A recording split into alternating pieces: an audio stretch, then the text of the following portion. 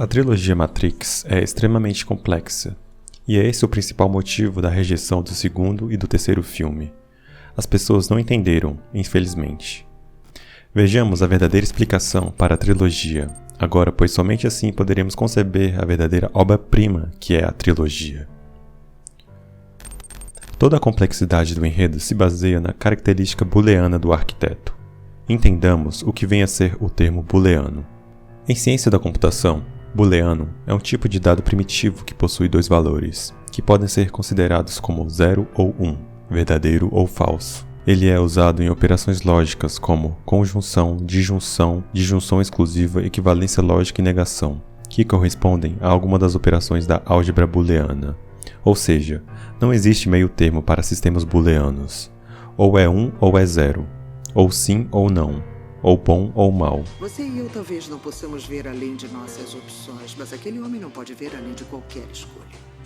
Por que não? Ele não as entende, não pode. Para ele, escolhas são as variáveis de uma equação. Uma a uma, cada variável deve ser resolvida, depois computada. É o propósito dele. Tornar a equação equilibrada. Qual é o seu propósito? É desequilibrada. A criação das primeiras versões de Matrix. A primeira versão beta. O arquiteto criou a primeira versão beta de Matrix baseado nos seus conceitos booleanos de realidade. A primeira versão foi uma versão perfeita, que impossibilitava os seres humanos de terem sentimentos ruins, a fim de evitar uma realidade simulada que trouxesse sofrimento e dor aos humanos. A primeira Matrix que projetei era quase naturalmente perfeita. Era uma obra de arte, sem falhas, sublime. Um triunfo somente igualado ao seu monumental fracasso. Os humanos não aceitaram seu mundo perfeito, sem dor e sem guerra. O programa colapsou e muita gente morreu. Pensando booleanamente, o arquiteto concluiu que os humanos preferiam um mundo que refletisse suas imperfeições, dando origem à segunda versão beta do sistema. A segunda versão beta. O arquiteto criou então a segunda versão beta de Matrix, em que o ambiente virtual refletia as características distorcidas e nocivas dos seres humanos, pensando que eles assim aceitariam o programa. A inevitabilidade de seu fim é aparente para mim agora, como consequência da imperfeição inerente a todos os seres humanos. Assim eu o reprojetei, com base na nossa história, para refletir mais apuradamente as qualidades grotescas da natureza humana. Entretanto, novamente, me frustrei com o fracasso. Os humanos não aceitaram seu mundo grotesco, de dor e de guerra. O programa colapsou e muita gente morreu de novo. O arquiteto falhou e não entendeu o motivo. Ao ver que o arquiteto era incapaz de resolver o problema sozinho, Deus Ex Machina analisou o problema. O que é um Deus Ex Machina? Deus Ex Machina é uma expressão em língua latina da origem grego, que significa literalmente Deus surgindo da máquina, e é utilizada para indicar uma solução inesperada, improvável e mirabolante para determinar uma obra ficcional. No caso aqui no filme Matrix, Deus Ex Machina pode ser substituído muito bem pela inteligência artificial que criou a Matrix, a singularidade tecnológica, a IA. O problema era, o arquiteto não entendia os usuários do programa. Deus Ex Machina tomou a decisão de criar um programa para sanar este problema. Ele criou um programa cujo propósito era entender a mente desses usuários, os humanos, auxiliando-o a manter a Matrix em bom funcionamento. Esse programa foi chamado de Oráculo. Desde então compreendi que a resposta me iludiu porque requeria uma mente menos inteligente, ou talvez uma mente menos ligada aos parâmetros da perfeição. A resposta foi acidentalmente descoberta por uma programação intuitiva, inicialmente criada para investigar certos aspectos da mente humana.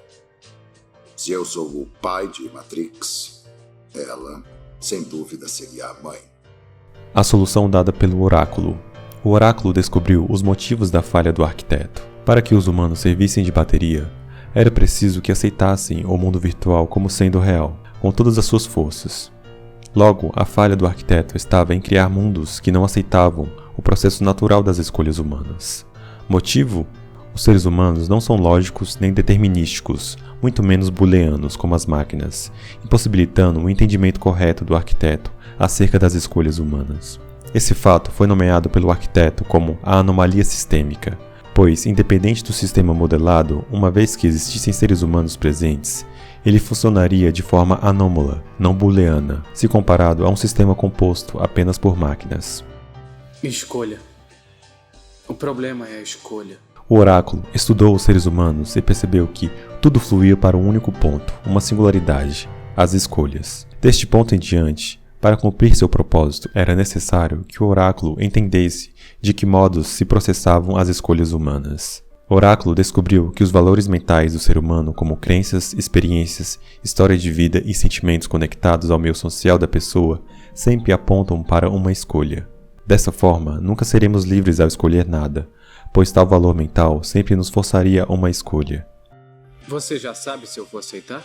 Eu não seria um oráculo se não soubesse. Mas se você já sabe, como posso decidir? Você não veio aqui para tomar uma decisão. Você já decidiu. Está aqui para tentar entender a sua decisão. Achei que já saberia disso agora. Desta forma, o oráculo percebeu que uma vez que se possa ter controle sobre os valores mentais das pessoas, automaticamente moldaria a escolha da pessoa. Moldando a escolha do ser humano, não haveria razão para seres humanos escolhessem rejeitar o sistema Matrix, como nas versões Beta 1 e Beta 2. Só que esse controle não seria 100% eficaz. As crenças, experiências, história de vida e sentimentos conectados ao meio social da pessoa nem sempre determinariam as escolhas humanas. Portanto, a análise mental do oráculo não é 100% precisa. Ela acidentalmente descobriu uma solução onde quase 99% de todos os humanos testados aceitaram o programa enquanto lhes fosse dada uma escolha, mesmo se estivessem cientes dessa escolha em nível de inconsciência. A criação de Zion. O oráculo sabia que esses 1% que ainda teimavam rejeitar o sistema principal também possuíam suas vivências e sentimentos, e desde que não percebam se tais características mentais forem moldadas, automaticamente as escolhas futuras desse restante de pessoas também seriam moldadas. Dessa forma, seria extremamente fácil para as máquinas produzirem um sistema virtual que suportassem essas pessoas, cuja anomalia era forte demais, desde que as máquinas obedecessem certas regras a seguir. Resumindo, para a completa aceitação desses 1% em um sistema, eles deveriam a. Ter uma constante lembrança da guerra contra as máquinas. B. Ter consciência de que um dia foram libertos da Matrix, ou que são filhos de pessoas que foram libertos. C. Zion deveria ser um lugar bastante desagradável. D. Crer em um ser supremo, direcionar as esperanças. Todas essas características forçariam os Zionettes, aqueles 1%, a aceitarem o novo sistema virtual, Zion, pois tais características destruiriam a anomalia sistêmica falada anteriormente. A partir deste momento, qualquer ser humano que ameaçasse o sistema virtual mentalmente, como nas versões beta, seria eliminado por sentinelas, mantendo o equilíbrio do sistema por mais tempo. Zion, portanto, não é um mundo físico, é um mundo virtual, uma Matrix dentro da Matrix. A camada Zion está ligada à camada Matrix, através de interfaces de software que requerem protocolos e senhas para se comunicar. Essas interfaces na Matrix são representadas por telefones, assim como em Zion são representadas por plugs cranianos, minimizando a anomalia. O problema com isso é que, até o momento, uma pergunta ainda estava em aberto. A. Como programar um sistema onde exista, ao mesmo tempo, controle de crenças, experiências, história de vida e sentimentos, e, ao mesmo tempo, esse sistema seja computacionalmente previsível, a fim de evitar que esse número de 1% aumente com o tempo?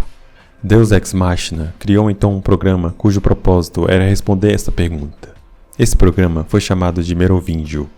Merovingio percebeu que o dilema dessa estabilidade computacional estaria totalmente resolvido caso um algoritmo simples fosse colocado em todas as simulações dali para frente. Merovingio postulou que, inserindo a causalidade na Matrix, o sistema funcionava de modo autogerido pelas próprias ações humanas. Admitindo que o oráculo pudesse analisar características mentais que moldam uma escolha, e o Merovingio analisasse as consequências dessa escolha que automaticamente levaria às escolhas com novas consequências, o sistema seria gerido automaticamente, sem necessidade de intervenção externa. A causalidade tornava possível conhecer de antemão qualquer evento determinístico dentro da Matrix, ou seja, conhecer o futuro, desde que tivesse dados primários confiáveis às escolhas. O algoritmo da causalidade foi colocado no programa Oráculo, fazendo com que ela ganhe o poder mais extraordinário do sistema, o de prever o futuro.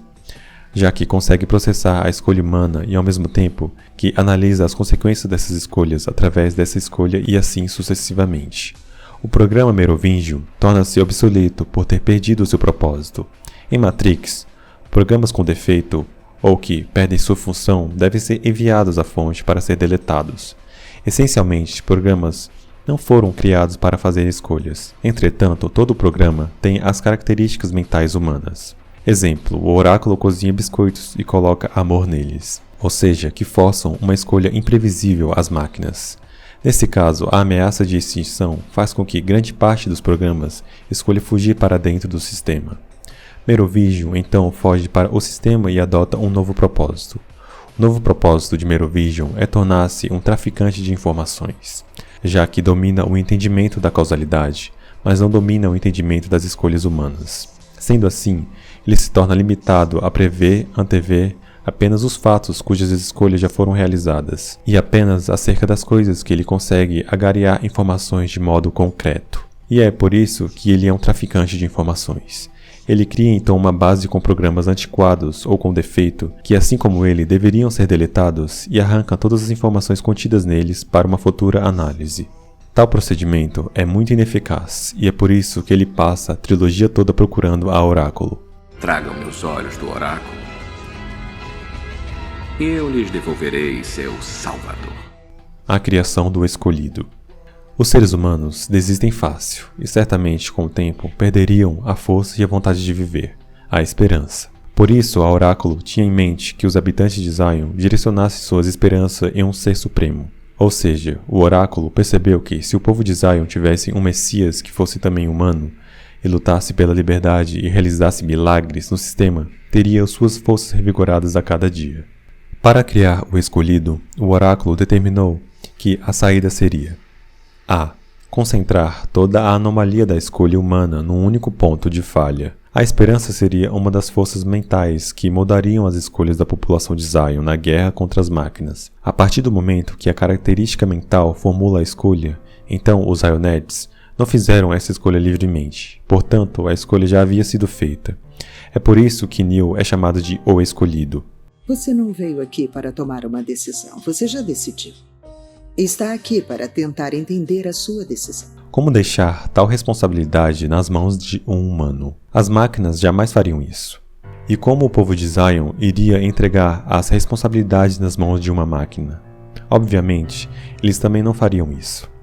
Logo, em nome do controle, a única forma de resolver o impasse era criar um programa que simulasse um humano, de forma tão perfeita que até mesmo em nível de simular ondas cerebrais humanas, mas tão perfeita que ele mesmo acreditasse piamente ser um humano. O próprio programa deveria acreditar que seria o salvador, a esperança e a liberdade daquela gente. É nesse sentido que o arquiteto percebe que ele continua irrevogavelmente humano.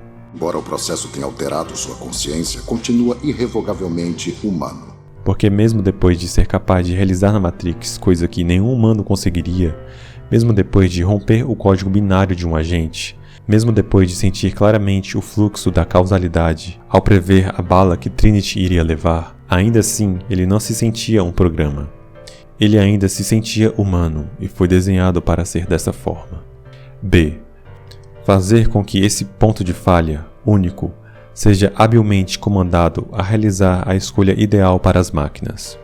O escolhido trabalhou a história inteira para as máquinas sem saber, ajudando a mudar as escolhas dos Zionites, como falei anteriormente, mas a função do escolhido era muito mais complexa que isso.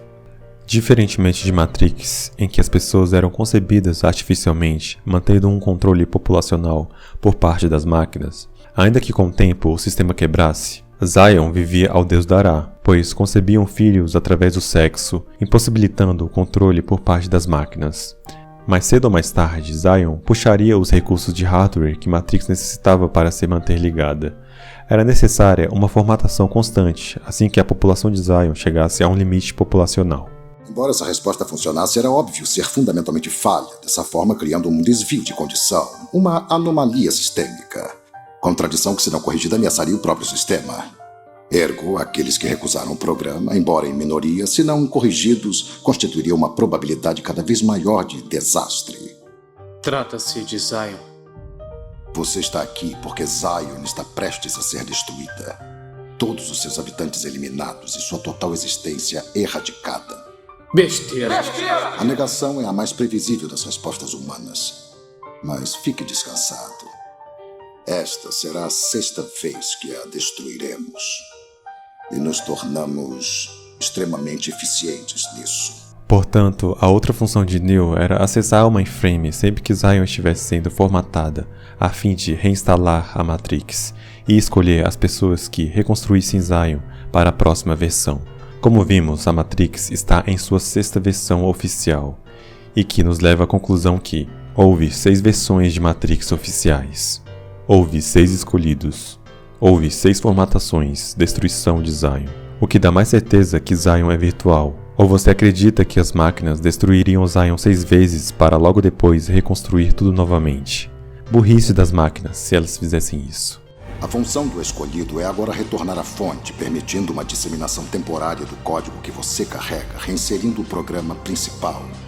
Após o que você será solicitado a selecionar da Matrix 23 indivíduos, 16 mulheres e 7 homens para reconstruir Zion.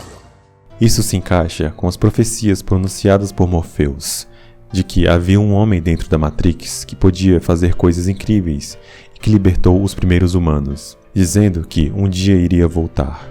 Quando Matrix foi criada, um homem nasceu lá dentro, com a capacidade de mudar o que quisesse, de recriar Matrix se necessário.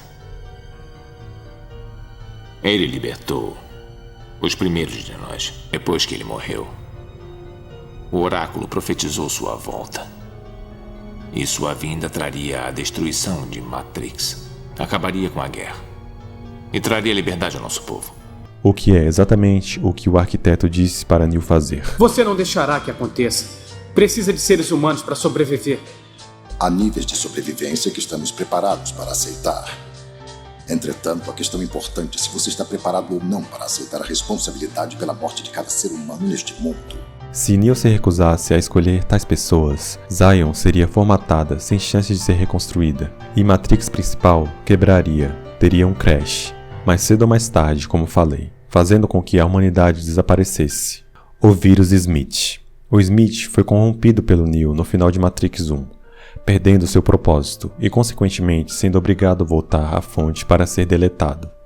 Assim como o Merovingio, os Gêmeos e os Lobisomens, Smith fugiu para dentro do sistema e assumiu um novo propósito, o da destruição. Tendo Smith dominado a Matrix, ele teria acesso total às interfaces para acessar Zion, tipo um vírus Worm, que são programas maliciosos que se retransmitem automaticamente por computadores conectados em redes, infectando todos. Mas essa não era a preocupação de Deus Ex Machina. A camada Zion não é o principal problema. O principal problema é que Smith teria acesso direto a corromper todos os programas ligados à Matrix. Isto é, os softwares do mundo real mesmo. Inclusive o próprio Deus Ex, que está ligado à Matrix e à fonte. Ou seja, não era sobre salvar Zion de Smith, era sobre salvar a si mesmo e as outras máquinas. Smith facilmente conseguiria completar seu objetivo se não fosse Neo. A mutação causada por Neo no final do primeiro filme possibilitou Smith evoluir no esquema de recortar-colar dos outros agentes para copiar-colar, tornando impossível de isolá-lo ou rastreá-lo. Nesse sentido, o único programa da Matrix capaz de derrotar Smith seria Neo, o Pacto. Sabendo que Smith estava sem controle e o único programa capaz de derrotá-lo era Neo, Deus Ex Machina faz um trato com Neo em troca da paz em Zion se ele destruísse Smith. E assim a paz reinou nos dois ambientes virtuais. A derrota de Smith. Sendo Smith uma cópia inversa de Neo, a união do código do programa contida nos dois se autoanularia. Todo mundo sabe que mais 2 menos 2 é igual a 0. Números opostos se anulam. Energias de carga opostas se anulam. O que ele é? Ele é você. Seu oposto, seu negativo. O resultado da equação tentando se equilibrar. Smith prevê isso graças ao poder que ele roubou do oráculo e se desespera. Neo se dá para a morte ao mesmo tempo em que isso mata Smith. Neo não é destruído nessa ocasião, no máximo entra em colapso. As máquinas então pegam seu RSI, Residual Shell Image, e levam para um consertinho básico, afinal, Neo é necessário para um futuro próximo reboot do sistema.